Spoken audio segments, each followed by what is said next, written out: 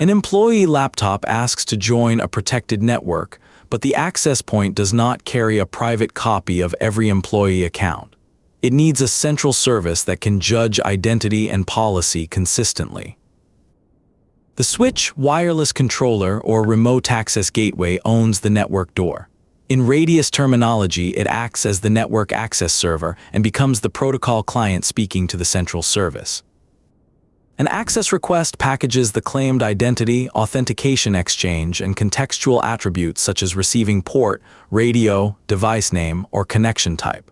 Those details let one user receive different policy at different doors. The Radius server receives requests from many network devices and applies one decision process. It can combine identity proof with centrally managed rules rather than distributing credential databases throughout the network. Behind that server sits an identity source or another authentication service. The protocol does not require one particular database. It carries the exchange while the server consults whatever proof system policy selects. An access accept returns much more than yes. Attributes can describe a network segment, filter, session timeout, bandwidth rule, or other authorization the access device must apply when opening its door.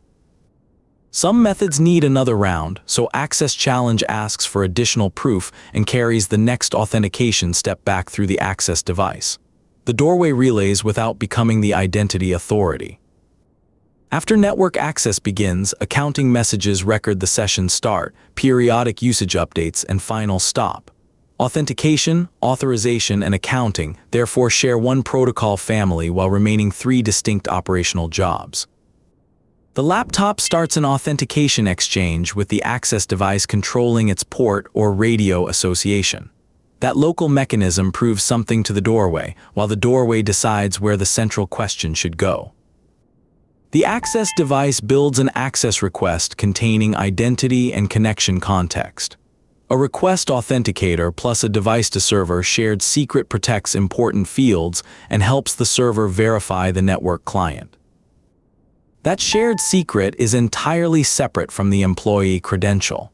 It establishes trust between infrastructure devices, while the user's password, token, or certificate proof belongs to the relayed authentication method. The network access device sends the request to the Radius server and waits for a recognized response. The employee laptop normally never addresses this server or constructs protocol packets itself.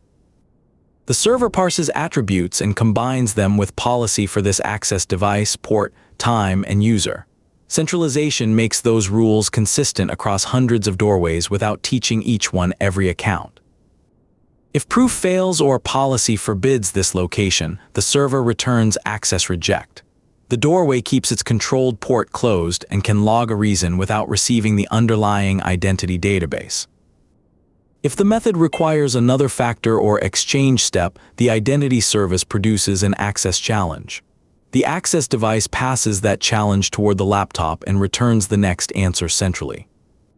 Several challenge rounds can occur while the controlled port remains limited.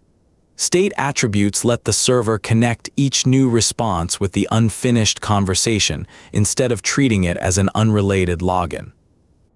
Successful identity proof and matching policy produce access accept. The response authenticator lets the access device validate that the verdict came from its configured server and was not an arbitrary forged datagram. Authorization attributes inside the acceptance tell the doorway how to open.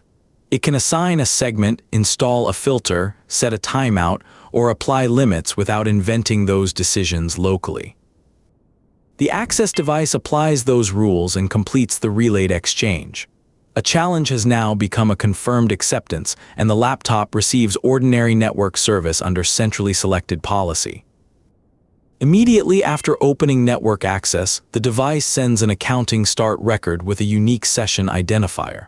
Periodic interim updates can add time and byte counts while the session remains active. When the laptop disconnects, the device sends an accounting stop containing final usage and a termination reason. Matching start and stop records create an auditable history of the network session. Classic Radius commonly uses connectionless datagrams, so network devices implement careful timeouts, retransmission, and duplicate recognition. A repeated request must not accidentally create several independent sessions or contradictory accounting records. The traditional shared secret protections are not equivalent to encrypting the entire transport. Deployments can isolate management paths or use modern protected transport variants where stronger confidentiality and server identity are required. Proxy servers can forward requests between organizations or realms, which extends central decisions beyond one local server. Each forwarding relationship becomes another trust boundary that needs explicit routing and protection. Accounting is useful only when clocks, session identifiers, and retry handling remain consistent. Missing stop records or duplicate starts can distort billing and investigations even though authentication itself worked perfectly. So the network doorway creates an access request, a central server consults identity and policy, challenges gather more proof, acceptance returns authorization attributes, and accounting records the complete lifecycle after access opens. Thanks for watching. Radius lets thousands of network doors ask one central authority, receive enforceable session policy, and report what happened afterward. The access device controls the door, the server controls the decision. Follow how it all runs for more. See you in the next one.